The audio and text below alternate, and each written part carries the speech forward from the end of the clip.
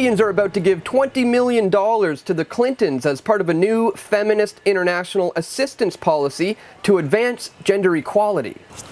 Wait, what? Yeah, you can't make this stuff up, but what we can do is expose it for what it is. In this video, we're going to shed some light on what this policy and the contributions being made there are all about, and as you will see, and we will prove in this video, it's not looking good. This just in from the Canadian government: Canada champions sexual and reproductive health and rights at Family Planning Summit in London. Canada's new Feminist International Assistance Policy applies a human rights approach that advances gender equality and promotes equal rights for women and girls as the most effective way to reduce poverty. All right, well, that doesn't really sound too bad. People need help, I get that. But how much are we talking here?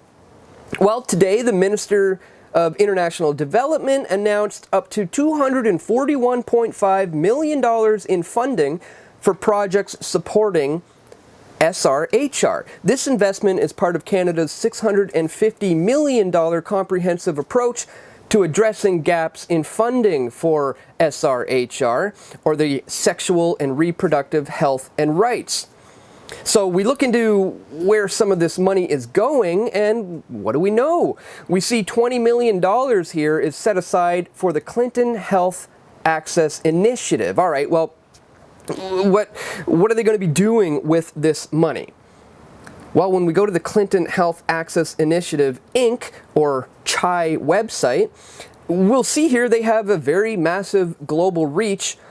CHI operates in 33 countries across the developing world. More than 70 countries have access to reduced prices achieved by CHI's innovative negotiations with companies. Innovative negotiations with companies. Well, that's pretty interesting. Let's learn more about it.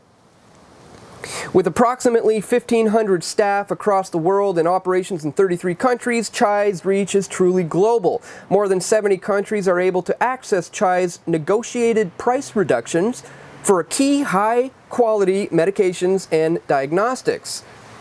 So they are middlemen, essentially. Well, I wonder what kind of profits they're turning for their middleman services.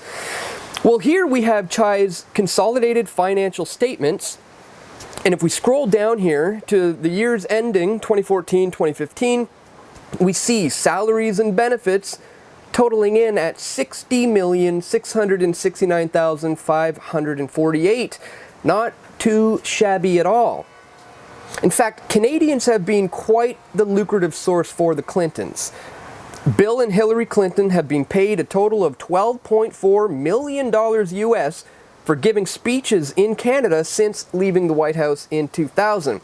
Now, the following here is a comprehensive list of those events which is sourced from disclosed documents. And these are all the Canadian speeches that were presented by the Clintons along with their costs.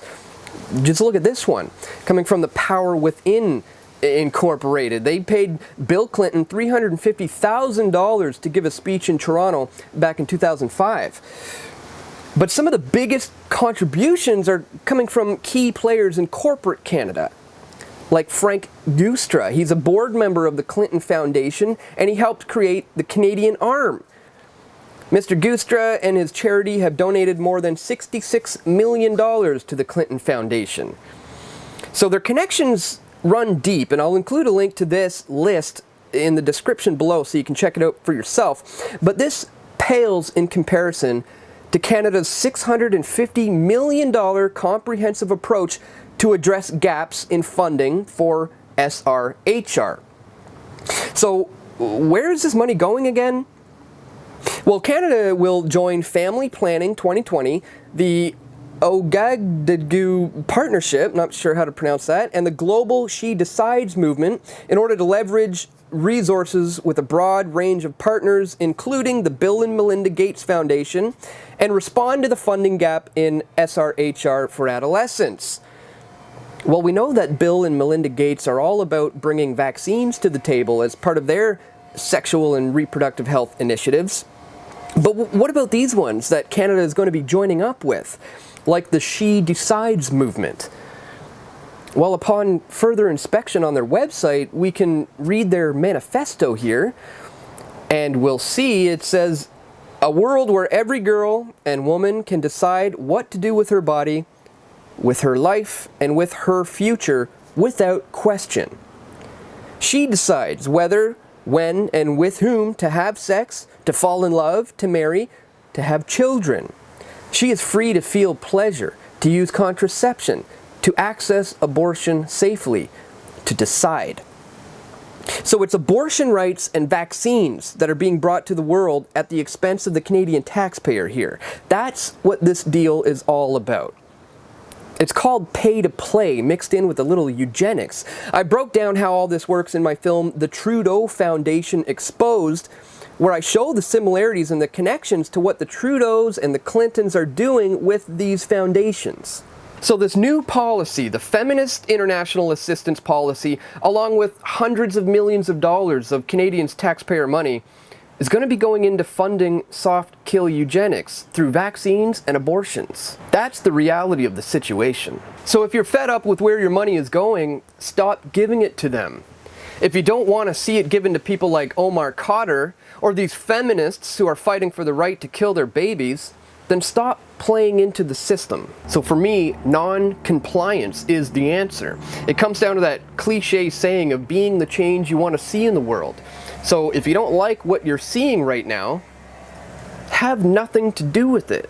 If you do like the information that was presented in this video, please give it a share and a thumbs up. It really does help with YouTube's algorithms. And we can't do this work without the support coming directly from you, the viewers. So please check us out on patreon.com/pressfortruth if you haven't already. And to everyone who is already contributing there, thank you so much for your continued support.